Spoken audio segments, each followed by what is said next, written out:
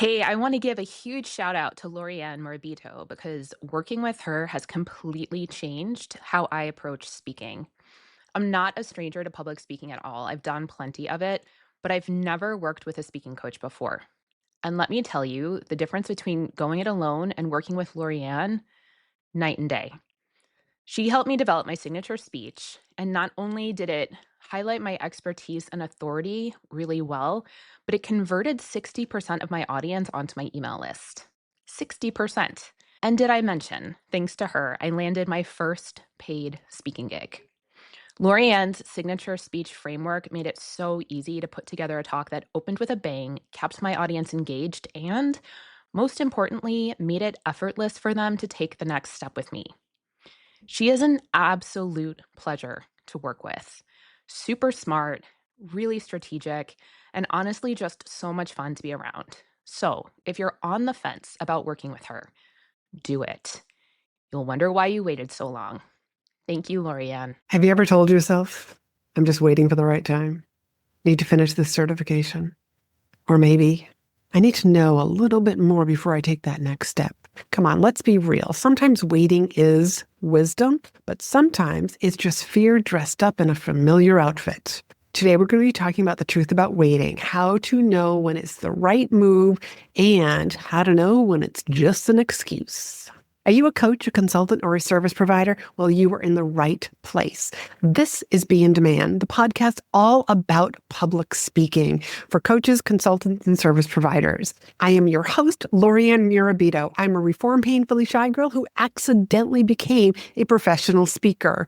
And after speaking in the leadership and corporate engagement industry for years, I help people just like you understand and leverage speaking opportunities as your best form of marketing, because speaking is the fastest way to grow your business. Let's get on to the show. Okay, so there is a fine line between trust and procrastination. And I will admit that sometimes it is necessary to wait. I like to think of, I love to garden. So I have this gardening analogy. I mean, sometimes like we plant seeds and we just have to wait for it to actually sprout, to grow roots. And that's what sometimes our words do. Like we plant seeds with people. It might not be the right time for them to say yes to us, to hire us. It might not be the right time for them to bring us in to speak to their organization, their company, their mastermind. But we are just waiting for that seed to sprout. And sometimes we need to water it and give it a little bit of sunshine. But sometimes we are waiting out of fear. Fear of being seen. Fear of failing, fear of getting it wrong, fear of hearing no. Have any of those ever come up for you? Lord knows they have come up for me so many different times throughout my life. Remember, I have a shy streak, and that shy streak really does show up many times. Like it's something that I still deal with today, but I have to set it aside, remind myself I am still safe. I can still go do this. I can still send the email. I can still walk into this particular room. It's so funny, the different places that it does show up. And the more that you are aware of it, the more it's not going to rule your life. Again, like I said earlier, it's kind of like this very familiar outfit. And as long as you can recognize it, you'll be able to deal with that fear. So I want you to ask yourself, am I waiting because I need a sign? I need more clarity on what the next step is, because I am a firm believer in action, whether it's the right step or the wrong step. It always leads to another step. It's kind of like if you were hiking or walking in the fog and you had a stream that you had to cross over, but you could only see the first rock. So you have to take that step onto that rock. And from that place, you can then see the 3 other rocks that are there for you to step on. But you can't see beyond it because of the fog. So you have to take a step and then you see the next step and the next step. It's kind of the same thing. And that's why I think we can't always sit still and expect clarity to show up. We actually have to take action. And what that action is going to depend on your situation. Maybe it's having a conversation with somebody. Maybe it's reaching out. Maybe it's just declaring that you're a speaker by putting speaker in your bio. I mean, there's so many different ways that we can just be taking an action, whether it's a small step or a giant step. Other questions to ask yourself. Am I waiting because I'm afraid? Are you waiting because you're afraid? That's huge to be able to be really honest with yourself and say, yeah. But how about if we trust ourselves and say, hey, maybe I haven't done this enough. I haven't put in enough reps. Maybe that's why I'm afraid. I'm just a little nervous. And then you go and you do the thing anyways. But after you do the thing, I want you to acknowledge that you did the thing. You took the step. This is how we stop fear in its tracks. This is how we start to trust ourselves and we stop waiting. If you haven't listened to Outwitting the Devil by Napoleon Hill, listen to it, read it. It is a fabulous book about procrastination and about fear.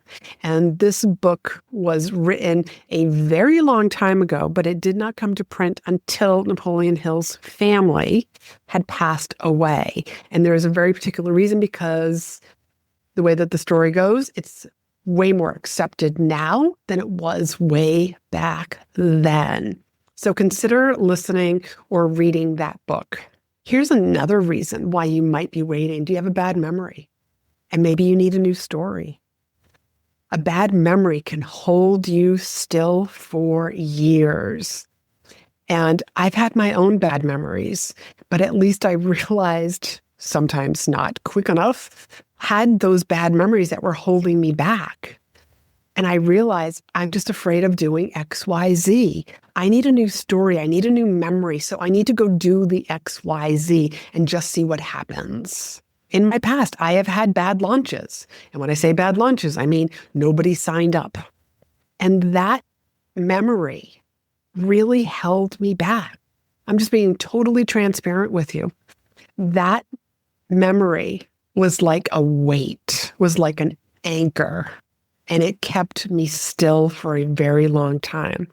There have been things that family members have said to me about what I do that held me back. Guess what? I had to realize that's a bad memory. Let me go make a new memory. Let me go make a new story. And I heard this a long time ago, the saying, that which you put weight on will make you wait. That which you put weight on, WEIGHT, will make you WAIT, will make you wait. So what are you putting the emphasis on? What are you giving more power to? Because that is making you wait. So what does waiting actually teach us then? It teaches us patience, trust, and in my opinion, it also teaches us how to surrender. But there is a flow. And flow doesn't mean standing still. Flow can be a slow pace. It could be giant steps, but it means that you are just moving in the right direction, whatever direction that is, but not being afraid to move in that direction, not being afraid to hear no or to get it wrong or to feel like you're a failure, to realize, hey, I'm doing a rep. I'm early in my reps. You know that I go to the gym. So it's kind of like if you don't go to the gym frequently enough, you're not going to keep doing 15-pound bicep curls. You're going to end up going backwards. I got to start at 10 pounds again and work my way up to 12 and a half, and then 15, and then maybe 20, etc. One of my private clients, Erin, hired me and had the fear of public speaking. But she knew deep down inside, like, this is the thing that I need to do. During our work together, she wanted to speak for the marketing cruise. That was one of those places that was on like her speaker's bucket list. And she applied to speak, heard crickets. Applied to speak the next year, heard crickets. The next year, crickets. The following year, she heard, we'd like you to come and speak. So yeah, it took a few years. And she didn't hear anything from them, but she didn't take it personal. Because one of the things that I told her was, you have no idea what their agenda is. You're a business storyteller, and you teach people how to tell their business stories so that they attract clients. You have no idea what the survey was last year that people wanted more of. We don't know what those trends are. So I always tell people, like, don't be disappointed. There was something about your pitch or your topic is just not needed or wanted this year. But the year that she got in, obviously, they were looking for somebody to talk about storytelling. And the same thing has happened with me. I've applied to speak, and there are many times that I don't get in, that people don't say yes, because the topic isn't needed. It might be more emphasis on a new technology, on a new hot topic, other than public speaking and how to communicate with better clarity and more confidence. And here's what I know. There will always be another excuse that is lurking in the future. School's about to begin. The kids have sports. Now we're getting into the holiday season. Now I'm getting ready for winter vacation. I don't have enough time. I'm in another program. Summer's almost here. I'm going to this conference. I need to finish this certification. There's always going to be another excuse in the future. What I want you to do is to stop listening to those excuses, because it's just fear in a familiar outfit. Instead, do something different. Acknowledge the fear and just say, hey, like, I'm going to do this anyways. I'm going to try it anyways. What's the worst that could happen? Because the earth is not going to open up and swallow you whole.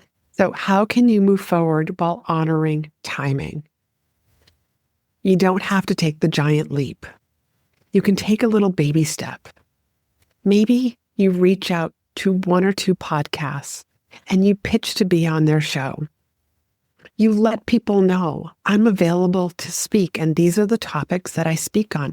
Maybe you start developing your speaker page on your website. I did an entire podcast episode on the 7 essentials that you need to have on your website. And if you're new and you feel like, but I don't have any photos of me speaking, that's okay. Let's get started. And as you get booked to speak and you get photos, then we start adding those photos to your web page. So don't let that hold you back. And if you're curious about that episode, it is 197, the 7 essentials your website must have to get booked to speak. So definitely check that podcast episode out. Motivation isn't an emotion, actually. Like, it isn't something like you wake up and you're like, wow, I feel really motivated today to go do XYZ. It's usually the motion of doing something that motivation actually comes from. And that motivation then sparks momentum. So while it might feel safe to stay still and not take any action, let's build momentum instead. Let's take the baby step. Let's move in the right direction. Let's practice reaching out to somebody. Maybe you reach out to somebody that you know is going to say yes. And then you also reach out to somebody that, I'm not really quite sure, but it's almost like a warm up with the person that you believe is going to say yes versus the person that is kind of like a little bit of a colder pitch. Ask people who they can refer you to for speaking events, for podcast interviews, and also go back to the different places that you already have spoken for. Keep that in mind also. You've already built those relationships. Okay, before I give you your homework assignment this week, I want to extend this invitation. If today's episode got you thinking about how you're showing up, what excuses you might be using, how you are hiding in plain sight, and maybe you're realizing you've been waiting and procrastinating too long in fear. Maybe you are putting too much weight on something that is making you wait and ignoring all those big opportunities that could be showing up. Let's hop on a discovery call together. In a short conversation, I can help you uncover where you're overlooking some great speaking and visibility opportunities, where you're leaving money on the table, and how speaking can position you as the go-to expert in your industry. This is a no-pressure call. It's just real insights to help you grow. If you're ready to finally use speaking to build your personal brand and your business brand, then let's chat. Head on over to speakandstandout.com/discovery to grab a spot on my calendar, and I can hardly wait to connect with you and hear more about your business and your goals. So in closing, what is something that you've been waiting on? What's that small action that you can take today to move forward? And here's what I want to encourage you to do. DM me on Instagram at Laurie-Ann.Mirabito and let me know what that is. I will be your private accountability partner. And I love to hear from my listeners. And if you reach out to me in the DMs or even send me an email, I'm the one who's going to respond to you. It's not a bot and it's not some sort of team member. So I want you to know that you will be hearing from me. Okay, my friends. So in summary, waiting isn't always a bad thing, but it is the pause before the breakthrough. But other times, it's fear that is convincing you to stay small. So I want you to ask yourself, are you waiting because it's really not a good time? Or are you waiting because you are feeling uncomfortable?